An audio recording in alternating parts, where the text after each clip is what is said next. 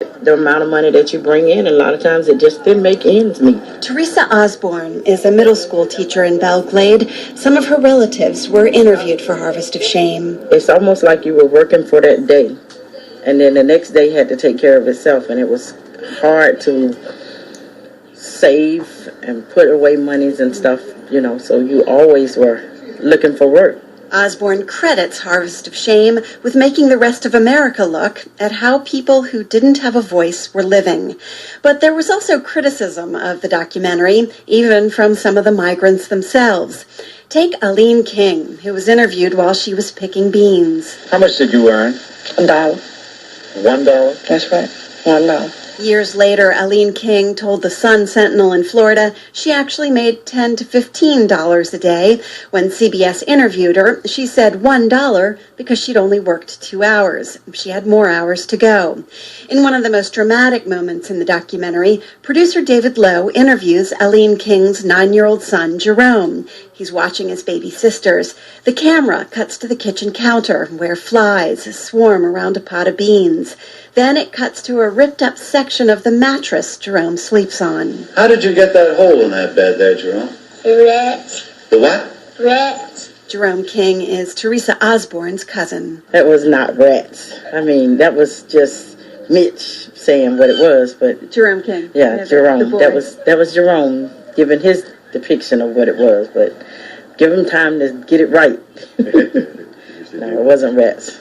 It wasn't rats. After it aired, members of Congress and the farm lobby kicked into gear to discredit the documentary, saying it was distorted and one-sided. Time magazine wrote that Harvest of Shame was an exaggerated portrait.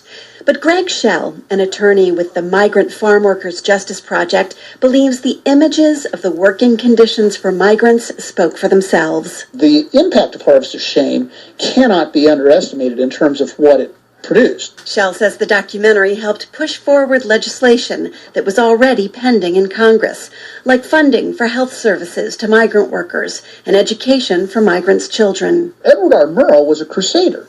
He came and said, we can change this, people, if you get aroused and demand that the government and Congress react. And Congress did react. But whatever changes Harvest of Shame might have helped bring about, migrant workers are still living in poverty. TV news teams have tried to cover why these problems persist in segments that have revisited Harvest of Shame on anniversaries of its airing. NBC sent Chet Huntley to Belglade in 1970. It has been 10 years since Edward R. Murrow made Harvest of Shame. We hope that no one will need to make a film about migrants 10 years from now. But they did. NBC went back in 1990. CBS went back in 1995, and then again in 2010. Gregory Schell believes the TV news stories covering migrant workers have gotten tired. They're increasingly characterized by a sense of resignation, that these problems are intractable and nothing's going to change. Schell admits some of these problems are hard to solve. Take the link between immigration policy and wages. Today, many of the field workers are from other countries like Mexico and Haiti. They're often paid by the piece, meaning the more fruit or vegetables they pick, the more they get paid.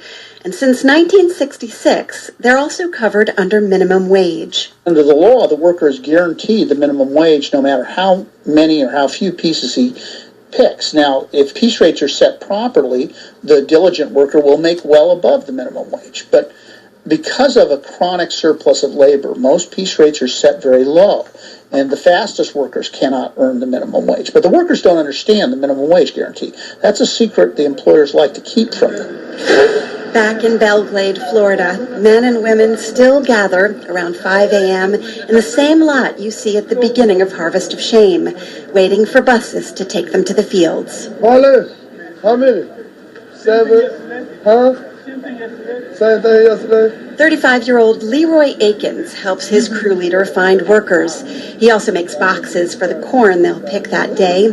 He says his parents and grandparents all did farm work and had him doing it when he was a teenager. So I grew into it like it's a hobby for me. If I wouldn't have probably been doing it then, I probably wouldn't be doing it now. The loading ramp, as it's called, is a bleak, empty lot surrounded by some small buildings with bars on the windows, a boarded-up storefront. City officials recently decided to demolish the lot and turn it into a park. Leroy Akins was surprised to hear about the plans, but he says it won't stop the early morning shape-up. Because I'm pretty sure they got more places for buses. Where else would they do it? Anywhere. They wouldn't care to pick you up from the house if they have to. Somebody has to pick the corn and cut the sugar cane, even though it's among the worst paid jobs in the country. Today, the average farm worker makes about $10,000 a year. Elizabeth Blair, NPR News.